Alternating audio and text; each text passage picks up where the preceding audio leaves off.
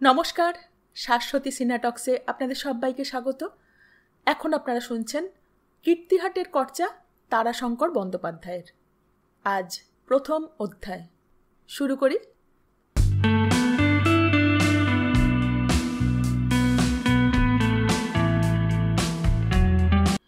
একান্তভাবেই ঘটনাচক্রে ঘটল, নইলে যোগেশ্বর এসব গ্রাহ্য করতেন না। জীবন ধারণের পন্থায় তিনি সাহেব ছিলেন, মতামতে তিনি মডারেট ছিলেন। নিখুঁত সাহেবী পোশাক পরে চুরুট মুখে সভায় পার্টিতে ঘুরতেন, রাত্রিকালে ফিটনে চেপে বেড়াতেন, হোটেলে মধ্যে মধ্যে খানা খেতেন, মদ্যপান ছিল নিয়মিত এবং নামও তখন তার ছড়িয়েছে। বিলেতের কাগজেও লেখা বের হয়। হঠাৎ বাধা পড়ে গেলেন সুরেশ্বরের মা হেমলতার কাছে। হেমলতার মামা হাইকোর্টের অ্যাডভোকেট, মাঝারি পসার, কিন্তু থাকতেন ব্যারিস্টারি চালে, অর্থাৎ বিলেত ফেরতের চালে। সেদিক দিয়ে যোগেশ্বরের সঙ্গে মিল ছিল। হেমলতার মা বাপ দুই ছেলে বয়সে মারা যাওয়ায় সে মামারই পোষ্য হয়েছিল, কিন্তু অবজ্ঞার পোষ্য নয়। মামা মামি দুজনের কাছেই ছিল তার পরম সমাদর। মামি শুধু মামিই ছিলেন না, তিনি তার পিসিমাও ছিলেন, আপন পিসিমা। সুতরাং মামাও একাধারে মামা ও পিসেমশাই ছিলেন।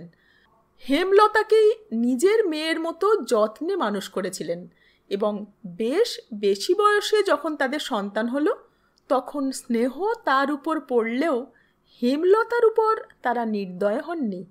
হেমলতা তখন এন্ট্রান্স পাশ করে কলেজে পড়ছে। সেই সময় যেন ঠিক লগ্নটিতেই যোগেশ্বর রঙ্গমঞ্চে প্রবেশ করেছিলেন। হেমলতার বয়স তখন 16। যোগেশ্বর হেমলতাকে দেখে মুগ্ধ হলেন এবং কিছুদিনের মধ্যেই যোগেশ্বর তার মামাকে চিঠি লিখে জানালেন যে তিনি হেমলতাকে বিবাহ করতে চান এবং পাত্র হিসেবে অযোগ্য নন। তার আয় ব্যয় যা কিছু সমস্ত কিছুর বিশদ বিবরণ দিয়ে লিখলেন, হেমলতার মত নেবার ভার আপনার উপর। বিবাহ হিন্দু মতে হবে যখন, তখন এ পদ্ধতিটাও সেই মতানুযায়ী হওয়াই বাঞ্ছনীয়। মামা খুঁতখুত করেছিলেন বয়সের জন্য এবং যোগেশ্বর সম্পর্কে গুজবের কথা শুনে, কিন্তু হেমলতা যোগেশ্বরকে দেখে সত্যিই মুগ্ধ হয়েছিল। সেকালের এন্ট্রান্স পাশ করা হেমলতা একালের MA পাশ মেয়ের থেকেও প্রগতিশীলা। তার উপর বাড়ির চালটাই ছিল বিলেত ফেরত না হয়েও বিলেত ফেরতের মতো। লোকে বলতো সূর্যের তাপে বালি তাতে, তার চেয়েও বেশি তাতে উনুনের ওপর আগুনের তাপে খোলার বালি। কথাটা খুব রং চড়ানো নয়। হেমলতা নিজেই মামিকে বা পিসিকে বলেছিল, বয়সের জন্য খুঁতখুত করতে বারণ করো পিসিমা। কি বয়স? ওর যদি 30 বছর বয়স হয়ে থাকে তবে আমিও 16। আমারও তো তাহলে প্রায় বুড়ি হওয়ার কাল হয়ে এসেছে গো। এদেশে তো 20 পেরোলেই বুড়ি। আর মদ টদ অন্য কথা, ওসব আমার উপর ছেড়ে দাও। তার প্রমাণও সে দেখিয়ে দিয়েছিল। একখানা চিঠি যোগেশ্বরকে লিখেছিল, আপনার প্রস্তাবে আমি মদ দেব ভাবছি, কিন্তু আপনি আমার মামার সামনে মদ খাবেন এটা আমার কেমন লাগছে। মদরদ কিন্তু চলবে না। এটার প্রমাণ পেলেই আমার মত মামাকে জানাবো। যোগেশ্বর এতে অরাজি হননি। হাজার হলেও বাঙালির ছেলে ডাল ভাতের সঙ্গে ছেলেবেলায় এই সব সুলভ সৌজন্য এবং শ্রদ্ধা প্রকাশের আচরণগুলিতে অভ্যস্তও ছিলেন এবং এসবের একটা মিষ্টি স্বাদ স্মৃতিতেও ছিল। তিনি প্রস্তাবটিকে রাবিশ বলেননি বা এতে তিনি নিজে খাটো হবেন এ কথাও তার মনে হয়নি।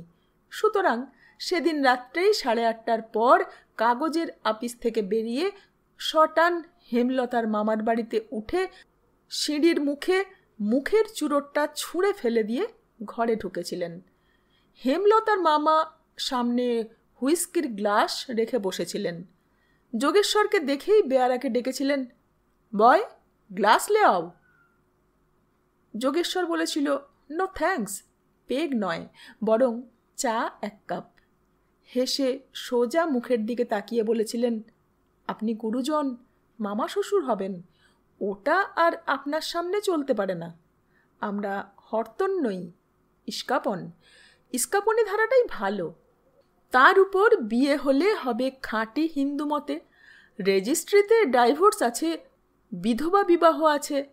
জানেন, স্পেড ইজ অলওয়েজ এ স্পেড। আপনাকে চিঠি লিখে অবধি রেজিস্ট্রি বিয়ের কথা ভাবতে গেলেই বুকটা রি রি করে উঠছে। তার ওপর আমাদের দেবত্ব সম্পত্তি অনেক বড়। জ্ঞাতি গোষ্ঠীরা শুনেছি খুব খুঁত খুঁজে খুঁজে বেড়াচ্ছে। রেজিস্ট্রি বিয়ে করলে তাল ঠুকে নালিশ করে বসবে। তবে এটার চেয়ে ওটা বড়। ভাবতে ভারী ভালো লাগছে, আমি মরে গেলেও হেমলতা আমার ফটোয় মালা পরাচ্ছে, চন্দন দিচ্ছে। সুতরাং বিয়ে হতে আর বিন্দুমাত্র বাধা হয়নি। তবে ওই শেষ কথাটার জন্যে হেমলতা রাগ করেছিল, নাও বলেছিল। যোগেশ্বর রাগ ভাঙিয়েছিলেন, বলেছিলেন, ও কথাগুলো আমি উইথড্র করছি, তার বদলে বলছি, তুমি মরলে আমি কাঁদছি, সিঁথিতে সিঁদুর ঢেলে দিচ্ছি, পায়ে আলতা। আমি না, অন্যকে দিয়ে পরিয়ে দিচ্ছি। বেনারসি কাপড় পরিয়ে খোল করতাল বাজিয়ে নিয়ে যাচ্ছি, সমারোহ করে চন্দনধেনু শ্রাদ্ধ করছি। হেমলতা হেসে ফেলে বলেছিলেন, তুমি ইনকরিজিবল, থামো। বিয়ে হয়েছিল 1909 সালে মার্চে। সেদিক দিয়ে রোম্যান্টিক ছিলেন যোগেশ্বর। বসন্তকাল শুক্লপক্ষ দেখে দিন নির্বাচন করেছিলেন, যার কদিন পরেই হোলি। শোলার টোপর, গরদের পাঞ্জাবি, বেনারসি ধুতি, চাদর, গোড়ের মালা, চন্দনের তিলক সজ্জা, বাকি কিছু রাখেননি। বিয়ের পর হোলির সময় দীর্ঘকাল পর কীর্তিহাটে গিয়ে 1 সপ্তাহ থেকে মধুচন্দ্রিমা যাপন করে এসেছিলেন এবং সেবার হোলিতে নিজের খরচে রাজরাজেশ্বরের নাট মন্দিরে কলকাতা থেকে বাইজির নাচ করিয়েছিলেন। এর প্রায় 1 বছরের মধ্যেই জন্ম হয়েছিল সুরেশ্বরের। ফাল্গুনের শেষে ওই হোলির দিনই সুরেশ্বরের জন্ম। হেমলতা ওকে ডাকতেন সেই জন্য ফাল্গুনী বলে। এমন সুন্দর নামটা ভালো নাম হতে বাধা হবার কথা নয়, কিন্তু কীর্তিহাটের কুড়ারাম ভট্টাচার্যের ছেলে সোমেশ্বর রায় নাম গ্রহণ করার পর থেকে ঈশ্বর পরিশেষে যুক্ত না করে নাম রাখবার নিয়ম নেই। যোগেশ্বর যে যোগেশ্বর, তিনি ছদ্মনামে লিখবার জন্য যে নাম নিয়েছিলেন তাও ঈশ্বরের প্রভাব থেকে মুক্ত হয়নি। অমনিপোটেন্ট নামে লিখতেন। সেই কারণে 1910 সালে বাংলাদেশের নেতা এবং সংবাদপত্র ক্ষেত্রে তখনকার সিংহ সুরেন্দ্রনাথের নামটাকেই, অর্থাৎ সুর ইন্দ্রকেই সুরেশ্বর করে নামকরণ করেছিলেন।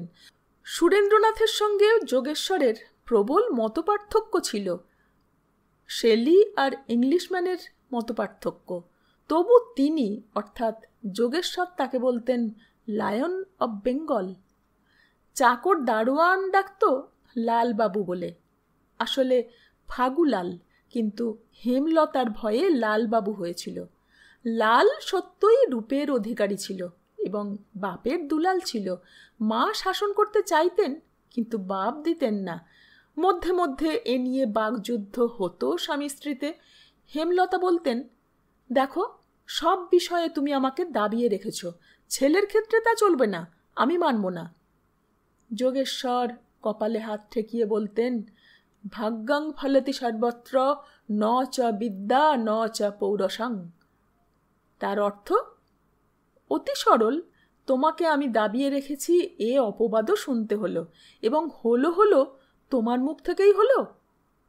রাখনি দাবিয়ে, তুমি আমার কোন কথাটা রাখো? বাধা দিয়ে যজ্ঞেশ্বর বলতেন, সে তুমি বললেও হবে না, আমি বললেও হবে না, সাক্ষী মানো, বলুক তৃতীয় পক্ষ। হেমলতা বলেছিলেন, তোমার চাকর বাকর তো তোমাকে ভয় করে। বেশ তো, ডাকো না। এই বাড়ির প্রায় সামনে শিক কাবাবলা আব্দুল কি বলে, ডেকে জিজ্ঞাসা করো। আব্দুল? কি বলে আব্দুল?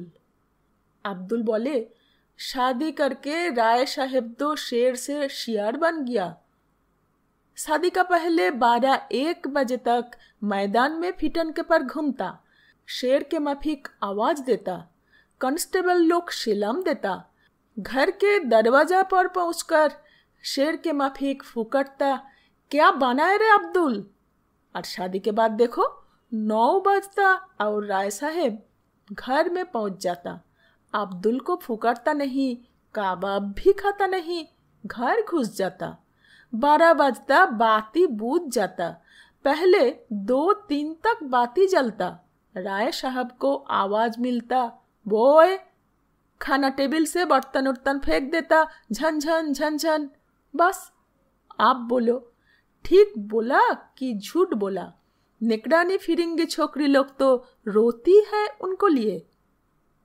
हेमलता এসবের একটাও অস্বীকার করতে পারতেন না। মুখ টিপে হেসে বলতেন, লোকটাকে আমি বকশিস করব, কিন্তু তার জন্য আফসোস হয় নাকি? একেবারে হয় না বলতে পারি নে, তবে তার থেকে অনেক বেশি আনন্দ এবং আরাম তাতে সন্দেহ নেই। ছেলেবেলা কীর্তিহাটে চণ্ডী ভট্টাচার্য ছিল তন্ত্রসাধক, দিনরাত্রি মদ খেয়ে থাকতো, টলতো। তার ভাগ্নে অমর মুখুজ্জে গাঁজা খেত। চণ্ডী ভট্টাচার্য বলতেন, ওরে অমরা, আমি একদিন ছিলাম গাঁজা খেয়েছিলাম, 3 দিন হুঁশ ছিল না। সেই গাঁজা তুই বেটা দিনে 3 বার টানিস। তা দেখ, বিয়েও আমার কাছে তাই। ওই একবার খেয়ে যে বুঁদ হয়ে গেছি, সে বুঁদ নেশা আর কাটল না। রাত্রি 9টা হতে না হতে সেই বিয়ের রাতের চাঁদ ওঠে মনের মধ্যে, কলায় কলায় বাড়তে থাকে মিনিটে মিনিটে। পূর্ণ চন্দ্র দেখতে ছুটে এসে আমি হাঁ করে চেয়ে থাকি। তুমি ভেবো না বেটার 16 বছর হতে না হতে বিয়ে দিয়ে দেব। আমি শেয়াল হয়েছি, বেটা খরগোশ হয়ে যাবে। কিন্তু তরিবত, সহবত, লেখাপড়া এগুলো চাই তো নাকি? ডোন্ট ওরি ডার্লিং, তুমি মা, আমি বাপ। আমার বাপ দেবেশ্বর রায় MA, তার বাপ রায় বাহাদুর রত্নেশ্বর রায় BA, তার বাপ বীরেশ্বর রায়, তিনি নীলকরদের ছেলেদের সঙ্গে মিশতেন। পাদ্রি হিল সাহেবের কাছে ইংরেজি শিখেছিলেন। কালীপ্রসন্ন সিংহী প্রভৃতির বিদ্যোৎসাহিনী সভায় তার নেমন্তন্ন হতো। রত্নেশ্বর মানুষ হয়েছিলেন পিসেমশাইয়ের কাছে। পিসেমশাই বিমলাকান্ত ছিলেন সংস্কৃতে ইংরেজিতে পণ্ডিত। সোমেশ্বর তাদের পূর্বপুরুষ, তিনি সংস্কৃত, পার্সি, উর্দু ভালো জানতেন। এ বংশের সুরেশ্বর তরিবত, সহবত, লেখাপড়া সব শিখবে। যোগেশ্বরের অতি বাৎসল্যের আরেকটু কারণ ছিল। সুরেশ্বরের জন্মের 2 বছর পর হেমলতা আবার সন্তান সম্ভবা হয়েছিলেন এবং প্রসবের সময় মরণাপন্ন হন। বহু কষ্টে, বহু অর্থব্যয়ে কলকাতার শ্রেষ্ঠ চিকিৎসকদের অস্ত্রোপচারের ফলে মরা সন্তান কেটে বের করে দেওয়া হয় এবং সেই সঙ্গে হেমলতারও আর সন্তান ধারণের শক্তি শেষ হয়। যোগেশ্বর সেটা মনে পড়িয়ে দিতেন, আর তো হবে না। তাছাড়া আমরা যখন আমরা হয়েছি তখন ও তাই হবে, মাভই। নিরস্ত হতে হতো হেমলতাকে।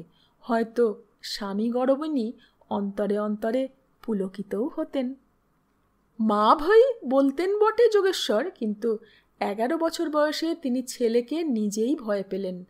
তিনি যে চেয়ারটায় অনড় হয়ে বসেছিলেন ইংলিশম্যান অফিসে 1905 সাল থেকে, সেই চেয়ারটায় ধাক্কা দিয়ে তাকে চমকে দিল 11 বছরের ছেলে সুরেশ্বর। অবশ্য তিনি নিজেই যেন চঞ্চল হয়ে অন্যমনস্ক ছিলেন, ঠিক শক্তভাবে নিজের পুরো চাপ দিয়ে বসে কর্মনিমগ্ন ছিলেন না। সেটা 1921 সাল। অসহযোগ আন্দোলন শুরু হয়েছে। যোগেশ্বর বরাবর ইংরেজির ভক্ত, ইংরেজ শাসন ও শৃঙ্খলার পক্ষপাতী। এর জন্য ভক্তি ও শ্রদ্ধা সত্ত্বেও সুরেন্দ্রনাথকে তিনি মানেননি। বেঙ্গলির এডিটোরিয়ালের জবাব লিখেছেন। 1905 সালে কোথায় একটিন বিলিতি বিস্কুট ভেঙে ছড়িয়ে গুঁড়ো করার জন্য তিনি একটা প্যারা লিখেছিলেন, একটি আবিষ্কার। তাতে লিখেছিলেন, আমরা বিশ্বস্ত সূত্রে অবগত হলাম যে ইংরেজের ভারত সাম্রাজ্যের সত্ত্বের দলিল নিরাপত্তার জন্য ইংরেজ বিস্কুটের টিনে প্যাক করে রেখে দিয়েছে। সেই সত্য আবিষ্কার করেছেন সুরেন্দ্রনাথ ব্যানার্জি এবং তার সহকর্মীরা। সম্প্রতি স্থানে স্থানে বিস্কুটের টিন পেলেই ভেঙে দেখা হচ্ছে দলিলখানা পাওয়া যায় কিনা, কিন্তু কর্তারা বিস্কুটগুলো অপচয় করছেন কেন? সেগুলো খেলে তো পেট ভরে। প্রথম মহাযুদ্ধের সময়ে সরকার থেকে তিনি মেসোপটেমিয়া ফ্রন্ট এবং ওদিকে ফ্রান্সে ভার্দুন পর্যন্ত ফ্রন্ট দেখে এসেছিলেন। গান্ধী যখন কলকাতায় এসে ভূপেন বোসের বাড়ি অতিথি হয়েছিলেন তখন তিনি তাকে দেখেছেন, আলাপ করেছেন। তার ভালো লাগেনি। বাড়িতে হেমলতার সঙ্গে আলোচনায় বিদ্রূপ করেছেন তার বেশভূষার জন্য, বিদ্রূপ করেছেন তার ফল খেয়ে থাকার জন্য, তার অদ্ভুত মতবাদের জন্য। এবং যেদিন রাওলাট বিলের প্রতিবাদে হরতাল ডেকে শেষ পর্যন্ত জালিয়ানওয়ালাবাগের মতো মর্মান্তিক কাণ্ড ঘটল, সেদিন তার যত ক্রোধ হয়েছিল ইংরেজের ওপর, এমনকি স্যার মাইকেল ওডায়ার ও জেনারেল ডায়ারের ওপর, তার চেয়েও তার ক্রোধ হয়েছিল গান্ধীর উপর। সেই ব্যক্তি এর জন্য দায়ী। কিন্তু বিস্মিত হয়েছিলেন ব্যক্তিটির ভারতচিত্ত অনুভবের শক্তি দেখে। এত তাপ এদেশের মাটির মতো মানুষের মধ্যে সঞ্চিত ছিল। তারপর ধীরে ধীরে যে বিচিত্র পরিচয়ে ওই খর্ব কৃষকায় ব্যক্তিটি নিজেকে উদ্ভাসিত করেছিলেন এবং যার প্রতিচ্ছটায় ইংরেজের নতুন চেহারা দেখেছিলেন, তাতে তার বিস্ময় জেগে উঠেছিল। কলকাতার কংগ্রেসে তিনি তীক্ষ্ণ দৃষ্টিতে লোকটিকে দেখছিলেন। স্তিমিত কৃষকায় ছোট একটি মানুষ, তেমনি বেশভূষা, অথচ এ নিয়ে ইংলিশম্যানের সম্পাদকীয় বৈঠকে আলোচনা হতো। প্রথম দিকে তিনি ছিলেন প্রখর বক্তা, তারপর যত দিন গেল তত তিনি হয়ে উঠলেন নীরব থেকে নীরবতর। ইংলিশম্যানের খোদ সম্পাদক মশাই ছিলেন যোগেশ্বরের বন্ধু এবং গুণমুগ্ধ। সব থেকে ভালো লাগতো তার যোগেশ্বরের শ্লেষ ভরা উক্তি। তিনি একদিন প্রশ্ন করেছিলেন, মিস্টার রে? যোগেশ্বর হেসে মুখ তুলে তাকিয়েছিলেন, কথা বলেননি। সম্পাদক বলেছিলেন, তুমি এমন নীরব চুপচাপ হয়ে যাচ্ছ কেন? চুরুটে টান দিয়ে ধোঁয়া উড়িয়ে চেয়ারের পিছন দিকে হেলান দিয়ে বসে যজ্ঞেশ্বর বলেছিলেন, হয়ে যাচ্ছি না। কি হয়েছে ঠিক জানি না, তবে দেখো, আমার বাড়িতে একটা কুকুর ছিল। কিছু দুর্ঘটনা ঘটবার হলে সেটা কেমন গুড়িসুড়ি পাকিয়ে কোণ খুঁজে বেড়াতো আর মধ্যে মধ্যে মৃদু শব্দ করত। আমারও মনে হচ্ছে ওই কুকুরটার ছোঁয়াচ লেগেছে। I am smelling something like that. একটু চুপ করে থেকে বলেছিলেন, সামথিং উইল হ্যাপেন। আমি যেন কারো ফুট স্টেপস শুনতে পাচ্ছি। ও রে, তুমি যে মিস্টিক হয়ে পড়ছো। পারহ্যাপস বলে হেসেছিলেন যোগেশ্বর। তারপরও নাগপুর কংগ্রেসে গান্ধীর নন কোঅপারেশন নিয়ে সম্পাদকীয় লিখেছিলেন। হাওড়া প্ল্যাটফর্মে সিআর দাসের সঙ্গে এ নিয়ে কথা বলে আপিসে ফিরে খুব কড়া ভাষায় লিখেছিলেন সম্পাদকীয়। প্রবন্ধটা করা হয়েছিল, কিন্তু তার যেটা বৈশিষ্ট্য শ্লেষ এবং ব্যঙ্গ, সেটা ঠিক ছিল না তাতে। এবং তিনি নিশ্চিত ছিলেন কংগ্রেসের অধিবেশনে এই খর্বকায় কৃষতনু ব্যক্তিটি সম্পূর্ণরূপে উপেক্ষিত হবেন। কলকাতা কংগ্রেসে যে প্রস্তাব উপস্থিত হয়েছে তা নাগপুরে নিশ্চয়ই প্রত্যাখ্যাত হবে। সিআর দাস তো সেজেই গেছেন ডেলিগেট নিয়ে। কিন্তু আশ্চর্য, সিআর দাস, পণ্ডিত মতিলাল নেহেরু, লালা লাজপত রায়, পণ্ডিত মালব্য, মিস্টার মোহাম্মদ আলী জিন্না, সভাপতি বিজয় রাঘবচারিয়া সকলে এই ব্যক্তিটির প্রভাবে এক বাক্যে কলকাতায় গৃহীত প্রস্তাব কনফার্ম করে গ্রহণ করলে। যোগেশ্বরের বিস্ময়ের অবধি রইল না।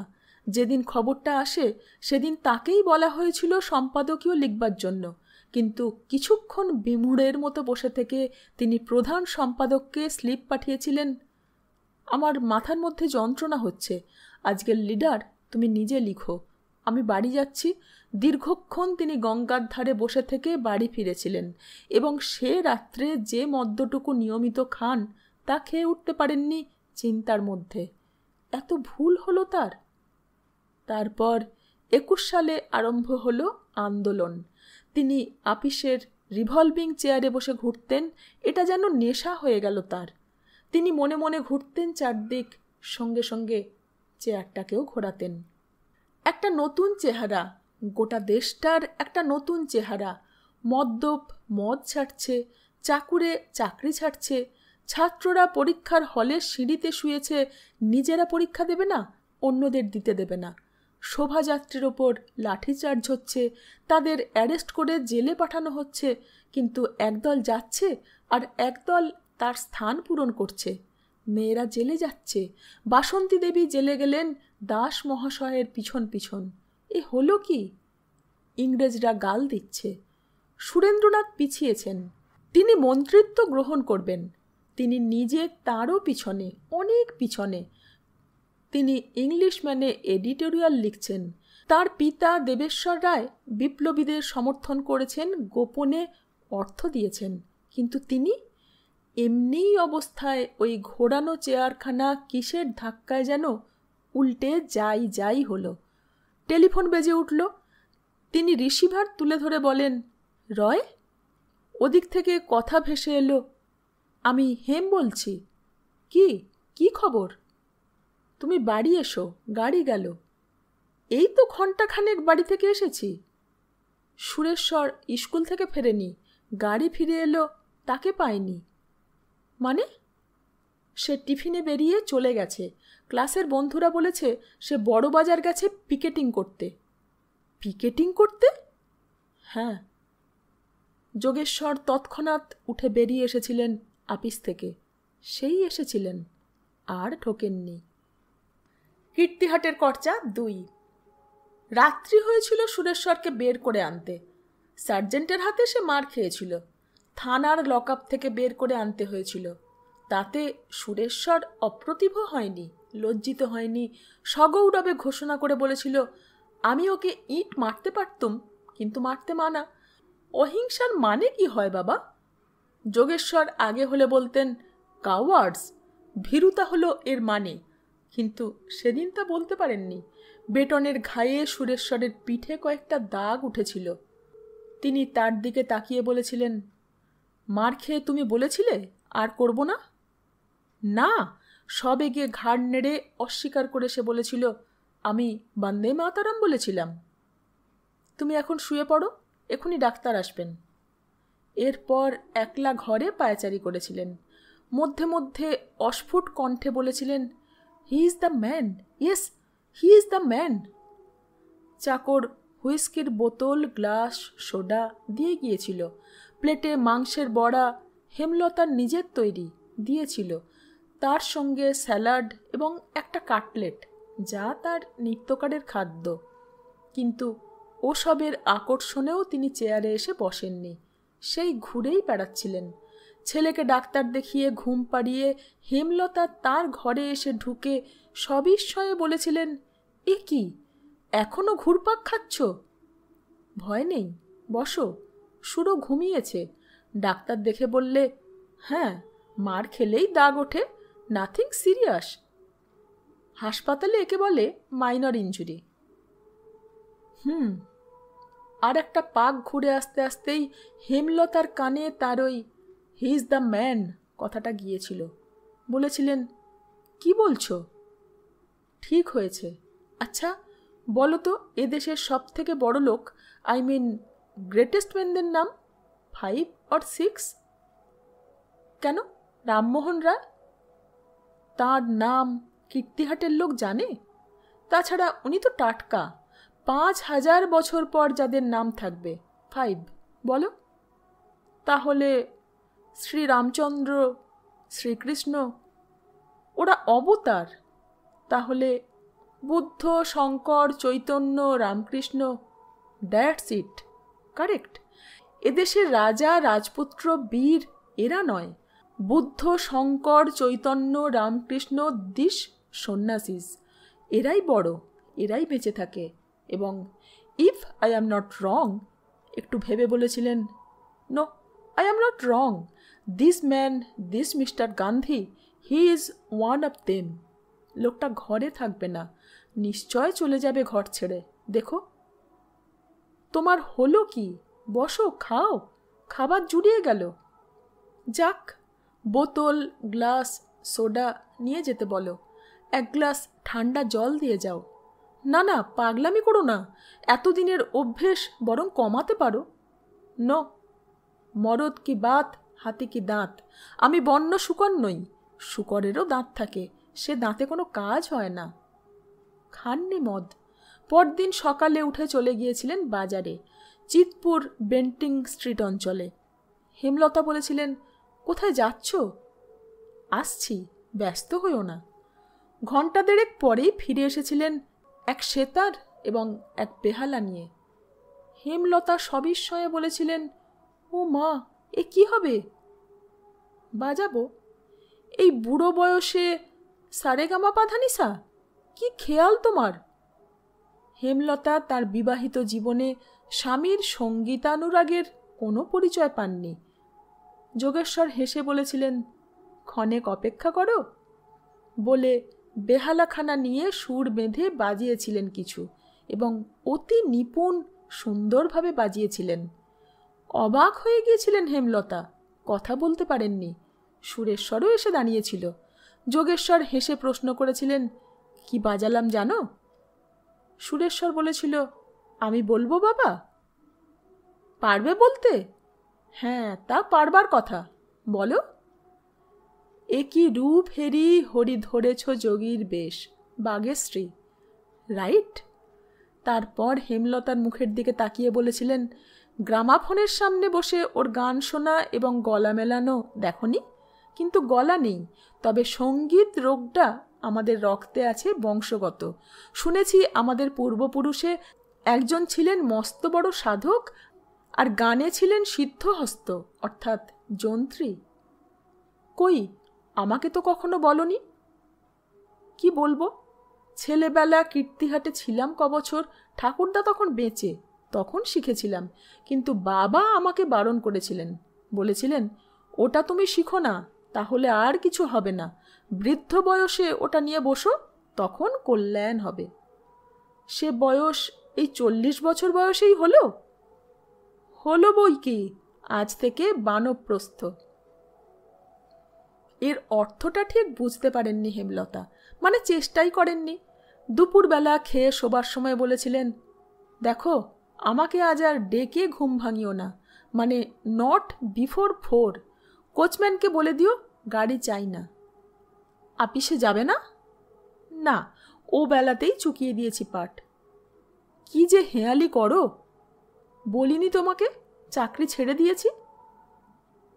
ছেড়ে দিয়েছ? বিস্ময়ের অবধি ছিল না হেমলতার, কারণ জালিয়ানওয়ালাবাগের সময় থেকেই সে বহুবার অনুরোধ করেছে সাহেবদের ইংরেজি কাগজ ছাড়তে, কিন্তু যোগেশ্বর ছাড়েননি। বলেছিলেন, হেম, সেন্টিমেন্ট ইমোশন বড় সর্বনাশা। ওর অ্যাক্সেস যখন হয় তখন আত্মহত্যার ঝোঁক চাপে মানুষের। পাথরে মাথা ঠোকে মানুষ, মাথা রক্তাক্ত হয়। পাথর ভাঙে না, মানুষের মাথা ভাঙে। এই পাথরে কাঁচা মাথা ঠুকে মাথা ভেঙে আত্মহত্যার সেন্টিমেন্টাল ইমোশনালিজম থেকে জাতটাকে বাঁচানো আমার মিশন। অন্যে না বুঝুক, তুমি অবুঝ হও না। বিশ্বাস রাখো, আমি বুঝি, অনেক বুঝি। এই ইংরেজ জাত যত বড় তত নিষ্ঠুর। আজ সেই লোক চাকরি ছেড়ে দিয়েছে শুনে হেমলতা অবাক হয়ে গিয়েছিলেন। যোগেশ্বর বলেছিলেন, অবাক হয়ে গেছ? তা হয়েছি। দুঃখিত হয়েছ? না, খুশি হয়েছি। সত্য কথা? তার থেকেও বেশি কিছু বোঝাতে পারবো না তোমাকে। তাহলে কি? তাহলে গিভ মি আ। পাগল, উন্মাদ, এত বড় ছেলে পাশের ঘরে। তা বটে, জানো, ওরই জন্যে। না, ওর জন্যে নয়, ও আমার একটা দুরন্ত ভয় ঘুচিয়ে দিয়েছে। I was a coward. ভয়ে বলতাম ইংরেজ পাথর।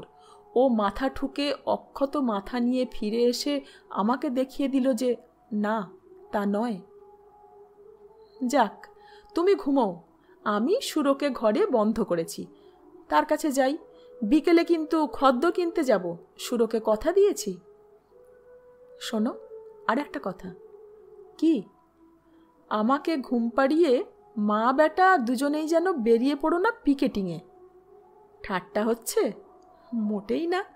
বুড়ো বয়সে বিয়ে করেছি, সুন্দরী প্রগতিশীলা লেখাপড়া জানা মেয়ে তুমি, তবুও কোনোদিন বুড়ো বয়সের ব্যাধি যেটা, সেটাকে প্রশ্রয় দিইনি, মানে সন্দেহবাতিক। আজ ভয় হচ্ছে ছেলের কাছে ঘায়েল হয়ে কাত হয়েছি। তুমি তাতে পুলকিত, আনন্দে আটখানা হয়ে খদ্দর কিনতে যাচ্ছ। দেখো, উৎসাহ বসে দোকান থেকে বেরিয়েই পিকেটিংয়ে নেমো না মা বেটায়।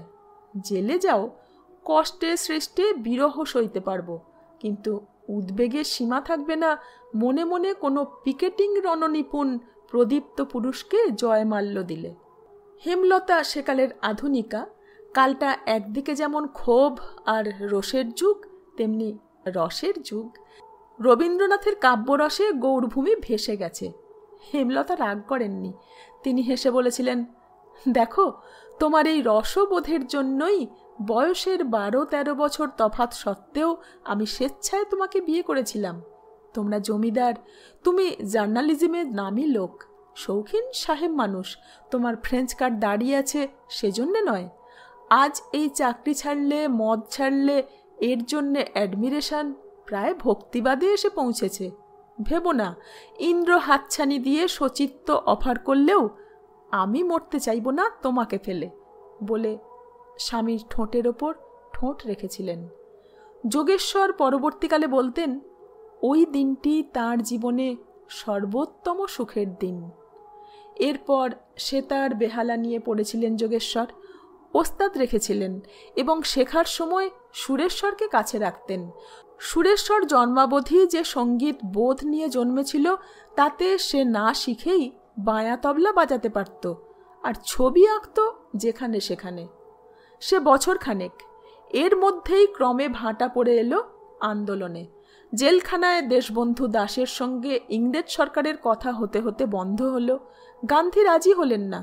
অসহিষ্ণু হয়ে উঠলেন যোগেশ্বর। হঠাৎ গান বাজনা বন্ধ করে পড়াশোনায় মাতলেন। সুরেশ্বরকে স্কুল তিনি তখনই ছাড়িয়েছিলেন, বাড়িতে মাস্টার রেখে পড়াচ্ছিলেন। সুরেশ্বর যদৃচ্ছ পড়ত, তার কোনো বাধা নিষেধ ছিল না।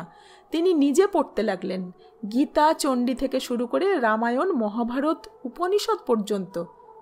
হেমলতা শঙ্কিত হয়েছিলেন, বলেছিলেন, এ কি করছো তুমি? একটা মীমাংসা খুঁজছি। অ্যান্সার। কিসের?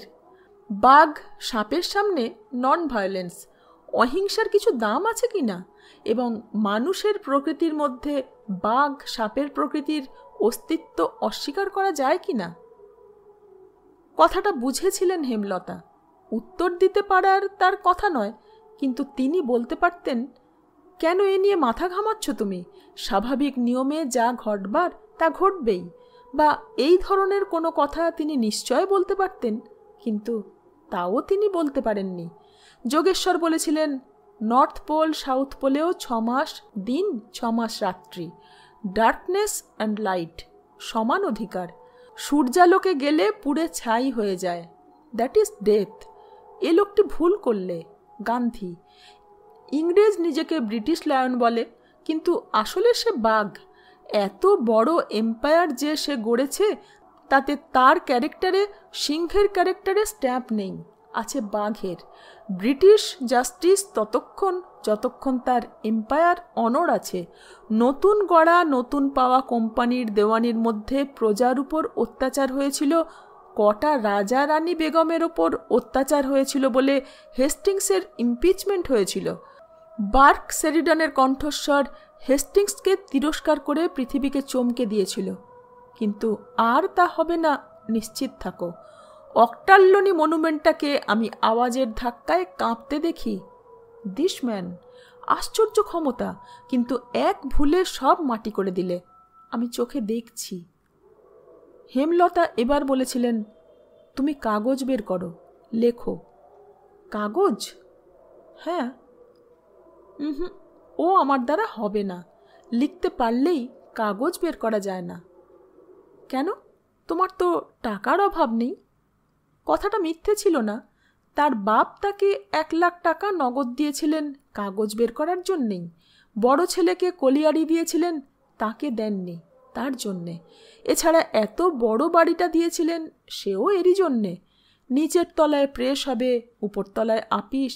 একদিকে কিছুটা নিয়ে তিনি থাকবেন, প্রয়োজন হলে তেতলায় ঘর তুলে নেবেন। কিন্তু যোগেশ্বর তা না করে কাগজের আপিসে চাকরি করেছেন। বাড়ির নিচের তলাটা ভাড়া দিয়েছেন বড় বড় কোম্পানিকে। তারা গুদম করেছে। চাল ডাল খাদ্যদ্রব্য যাতে ইঁদুর লাগে তাদের দেননি, পাটওয়ালাদের দেননি আগুনের ভয়ে, দিয়েছেন হগ মার্কেটের, ধর্মতলায় যারা স্টেশনারি জিনিস আমদানি করে তাদের। ভাড়ায় নিজের উপার্জনে শেয়ার ডিভিডেন্ডে কীর্তিহাটের জমিদারির অংশ বাবদ দেব খরচ বাদে উদ্বৃত্ত আয়ে তার খরচ সংকুলান হয়েও বছর বছর অনেক সঞ্চয় হয়ে ওই 1 লাখ টাকাকে স্ফীত করে প্রায় 3 লাখের কোটায় নিয়ে গেছে। সুতরাং তিনি কাগজ বের করতে চাইলে অবশ্যই বের করতে পারেন। যোগেশ্বর বললেন, টাকা, লেখা, বাড়ি এ 3টে কাগজের পক্ষে বাইরে থেকে দেখতে খুব জরুরি। তার চেয়েও জরুরি হলো ব্যবসার দিক। ওতে আমার মাথা খারাপ হয়। আমি দেখব। তুমি? হা হা করে হেসেছিলেন যোগেশ্বর। তুমি হাসছ? আমি পারবো না? পারবে না বলছি নে, কিন্তু আমার ভুল পলিসিতে কাগজ ডুবতে বসলে আমাকে নোটিশ দিতে পারবে your service is no longer required বলে। শুধু হেমলতাই নয়, বন্ধুবান্ধব সকলেই বলেছিল। তারা সব বিশিষ্ট লোক এবং সংবাদপত্র জগতের লোক অনেকে। 2-1টা কাগজ থেকে তাকে চাকরিও দিতে চেয়েছিল, কিন্তু তিনি নেননি। দেশবন্ধু স্বরাজ্য পার্টি করে তাকে ডেকেছিলেন। দেশবন্ধু তার থেকে বয়সে কিছু বড় ছিলেন, অসীম শ্রদ্ধাও তিনি করতেন, কিন্তু তিনি বলেছিলেন, আমাকে নিয়ে আপনাদের চলবে না, আমি পারবো না মানিয়ে চলতে। বেশ, তুমি লেখো। তা চেষ্টা করে দেখতে পারি। চেষ্টা করেছিলেন, কিন্তু পারেননি। বলেছিলেন, হচ্ছে না। হচ্ছে না মানে কি? এত বড় নামী লেখক তুমি, পারছো না? বল পাচ্ছি না। পাবে, আমি ব্যবস্থা করছি। এই কথা বলে হেমলতা মদ আনিয়ে বলেছিলেন, এতকালের অভ্যেস ছেড়ে দিয়ে তুমি দুর্বল হয়ে গেছো। খেয়ে দেখো তো পারো কিনা। খাবো? খাবে, আমি বলছি। খেয়েছিলেন এবং মিনিট কয়েক পরে বলেছিলেন, ঠিক বলেছ। সঙ্গে সঙ্গে আর 1 গ্লাস খেয়ে কিছুক্ষণ পর কাগজ কলম টেনে বসেছিলেন লিখতে। গান্ধীজির অহিংসা মতবাদকে বিদ্রুপাত্মক যুক্তির ধারালো ছুরিতে টুকরো টুকরো করে কেটে নিজের নাম দিয়ে পাঠিয়ে দিয়েছিলেন ইংরেজের ইংরেজি কাগজে। খুব মোটা হেডলাইন দিয়ে সমাদর করে তারা ছেপেছিল। এতদিন পরে এই প্রথম লেখাটাই চারদিকে বেশ শোরগোল তুলেছিল। শুধু বাংলাদেশেই নয়, গোটা ভারতবর্ষে। মাদ্রাজের হিন্দু, বম্বের টাইমস অফ ইন্ডিয়া, দিল্লির কাগজ, সর্বত্রই এ নিয়ে আলোচনা চলেছিল। লন্ডনের টাইমস পত্রিকাতেও কিছু মন্তব্য করেছিল তারা। প্রশ্নটা ওই অহিংসা নিয়ে। বলেছিলেন, হয় গান্ধী বলুন এটা তার নেহাতি বাঘের স্বরূপের উপর নামাবলী, ভবিষ্যতে একদা নামাবলীখানা ফেলে দিয়ে ব্যাঘ্রমূর্তিতে দাঁড়াবেন, অথবা তিনি নিতান্তই সেই হিতোপদেশের গল্পের মুশিক, যে মুশিককে এক ঋষির বরে কয়েকদিনের জন্য লোকচক্ষে বাঘ বলে মনে হতো এবং পরে যে আবার মুশিকই হয়ে গিয়েছিল। প্রায় বছর 1.5 যে টেলিফোনটা কদাচিৎ বাজত, সেটা সেদিন থেকে আবার মুখর হয়ে ওঠে প্রবলভাবে। হেমলতা খুব খুশি হয়েছিলেন। সুরেশ্বর তখন 12 বছরের। ইংরেজি সে বাপের কাছে পড়ত। সে বলেছিল, এ তুমি কেন লিখলে বাবা? যোগেশ্বর তাকে স্তোক বাক্যে সান্ত্বনা দেননি। তিনি তাকে সাধ্যমতো বুঝিয়েছিলেন, গল্প বলেছিলেন, আমেরিকান ইন্ডিপেন্ডেন্সের, ফ্রেঞ্চ রেভলিউশনের, রাশিয়ান রেভলিউশনের। সুরেশ্বর বয়সের তুলনায় পড়েছিল অনেক, গোগ্রাসে যাকে পড়া বলে, এবং তার খোরাক জুগিয়েছিলেন যোগেশ্বর। সেদিন গল্প বলতে বলতে তিনি সুরেশ্বরকেই বলেছিলেন গেলাসে মদ ঢেলে দিতে। সুরেশ্বরই দিচ্ছিল। এক সময় হেমলতা এসে বলেছিলেন, এ কি, ও কি হচ্ছে, তুমি কেন ঢালছ সুরো? বাবা বললে যে, হ্যাঁ আমি বলেছি, খুব ভালো, এর থেকে ভালো আর কিছু হতে পারে না। হেসে যোগেশ্বর বলেছিলেন, দেখো, ওর বয়স 18 পার হলে আজ আমি ওকে খেতে শেখাতুম। খেতে তো শিখবেই, যার তার কাছে শিখবে কেন? বলে হা হা করে হেসেছিলেন। হেমলতা রাত্রে বলেছিলেন, না না, এত বাড়াবাড়ি করো না, দেখছি আমিই অন্যায় করেছি তোমাকে আবার ধরিয়ে। খুব যে অহংকার। মানে? তুমি না দিলে বোধহয় আমিই আনিয়ে শুরু করতাম। তুমি এলে মনের কথা নিয়ে মানসীর মতো অথবা ডেস্টিনির মতো। তারপর কিছুদিন তিনি বিপুল উৎসাহে লিখলেন, প্রতিপন্ন করলেন, অন্তত তিনি তাই ভাবলেন, যে অহিংসার কল্পনা একটি রঙিন ফানুস ছাড়া আর কিছুই নয়, এবং এই ফানুস যখন ফাটে তখন তার যে গ্যাস বাতাসে ছড়ায় তাতে নিঃশ্বাস নেয় যে মানুষ, তাদের একটা নেশা লাগে। বুদ্ধের পরে এই নেশায় গোটা দেশের মানুষ একটা ক্লিবের জাতিতে পরিণত হয়েছিল। দেশের বর্তমান এই যে ইংরেজি শিক্ষার প্রভাবে নতুন চেতনা, সে চেতনা সৎ কিন্তু বোকা। তুমি আর তোমার ধর্মের ধোঁয়া মেশানো অহিংসার নেশায় আবার নতুন করে ক্লিব করে দিও না। ইংরেজের মতো এত বড় একটা জাতের শিক্ষা দীক্ষা সব ব্যর্থ হবে। দুনিয়ার চাকা যখন স্টিম পাওয়ারে এবং ইলেকট্রিসিটিতে চলছে তখন প্রচণ্ড ঘর ঘর শব্দে, তখন তুমি সেই পুরনো চরকাকে বের করে ঘ্যানর ঘ্যানর করে বিশ্বজগতে একটি অট্টহাস্যের সম্মুখীন করো না এই হতভাগ্য জাতিকে। মদের পরিমাণ ক্রমশ বাড়ছিল বলাই বাহুল্য। হেমলতা আপত্তি করলেন। তিনি বললেন, নো, আর শুনব না। মান অভিমান কাঁদাকাটির পর একটা আপোষ হলো। এরই মধ্যে ঘটল আর এক ঘটনা। এখানেও ঘটালেন হেমলতা।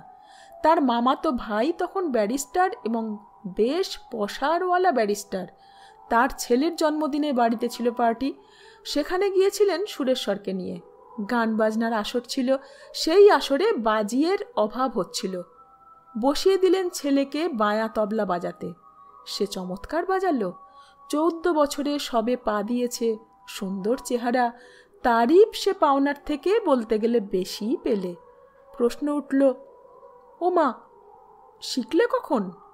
পার্টিতে ছিলেন মামাতো ভাইয়ের বিশিষ্ট মক্কেলরা। তার মধ্যে ছিলেন ছোট নেটিভ স্টেটের, যে নেটিভ স্টেটের আয় বাংলার বড় জমিদারি থেকেও কম, রাজার এক বান্ধবী। সে আমলেও খাঁটি ইঙ্গবঙ্গের চেয়েও কড়া চাল তার। বিলেতও ঘুরে এসেছেন এক সময়। পরিচয় তার, তিনি রাজার প্রাইভেট সেক্রেটারি। তার সঙ্গে আলাপ হেমলতার পার্টির প্রারম্ভেই হয়েছিল। মিস্টার জে রায় এবং অমনিপোটেন্টের নাম তিনি জানতেন। তিনি শুনে সবিস্ময়ে বলেছিলেন, সত্যি মিসেস রয়? না এটা তোমার স্বামী প্রেমের সুন্দর স্বপ্ন? হেমলতা বলেছিলেন, অর্থাৎ তুমি বলছো বাজনা আমি জেগে শুনিনি, স্বপ্নে শুনেছি?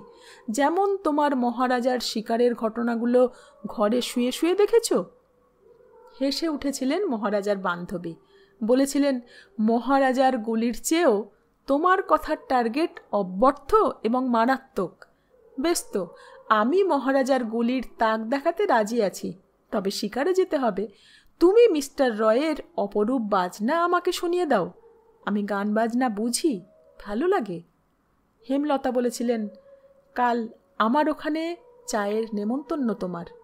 তিনি আনন্দের সঙ্গে নিমন্ত্রণ গ্রহণ করেছিলেন। হেমলতা বিশেষ কিছু জানাননি যোগেশ্বরকে। বলেছিলেন, একজন বান্ধবীকে চায়ের নেমন্তন্ন করেছি। যোগেশ্বর লিখছিলেন। বলেছিলেন, বেশ। আজ এইটুকুই। খুব শীঘ্রই ফিরে আসছি পরবর্তী অধ্যায় নিয়ে। সঙ্গে থাকবেন। ধন্যবাদ।